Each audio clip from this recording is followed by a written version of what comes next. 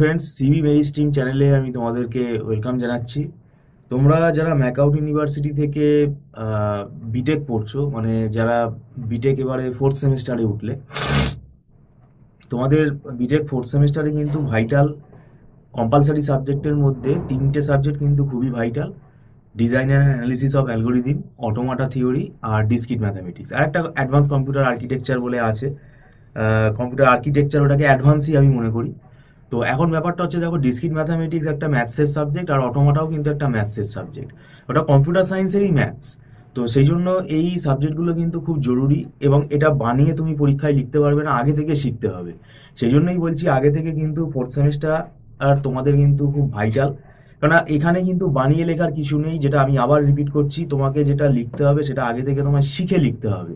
তাই এখানে কিন্তু তুমি বানিয়ে পরীক্ষার হলে লিখতে পারবে না, এবং সেটা শিখতে হবে, এবং সেটা পরীক্ষার হলে যাতে ভুলে না যাও তার জন্য তোমাদেরকে প্র্যাকটিস করতে হবে।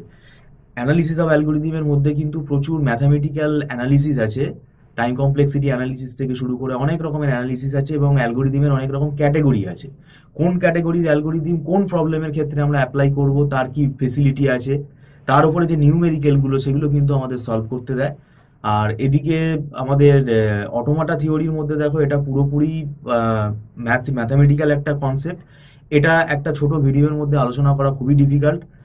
আর এরপরে আমাদের ডিসক্রিট ম্যাথামেটিক্সটা তো পুরোপুরি ম্যাথসের সাবজেক্ট, এবং ডিসক্রিট ম্যাথামেটিক্সে ভালো করে কম্বিনেটোরিয়াল প্রবলেম কিন্তু তোমরা ভালো করে করো। এবং ডিসক্রিট ম্যাথামেটিক্সে নাম্বার তোলার যে জায়গাটা, সেটা হচ্ছে সেট থিওরি, যেটা অ্যাডভান্স সেট থিওরি আছে যদিও এখানে আমাদের। এটা অনেকেই ক্যাজুয়াল ভাবে নেয়। লজিক ম্যাথামেটিক্স, লজিক থিওরি আর গ্রাফ থিওরি, এই দুটো তোমার স্কোরিং, এই দুটো থেকে কিন্তু নাম্বারটা উঠবে। তাই এই দুটো চ্যাপ্টার তোমরা আগে পড়া শুরু করো। তো আজকে এটুকুই আমরা আলোচনা করলাম। এরকম সাবজেক্টিভ আমরা আলোচনা আরো পরে করব। ভিডিওটা সম্পূর্ণ দেখার জন্য তোমাদেরকে ধন্যবাদ জানাচ্ছি। Thank you so much.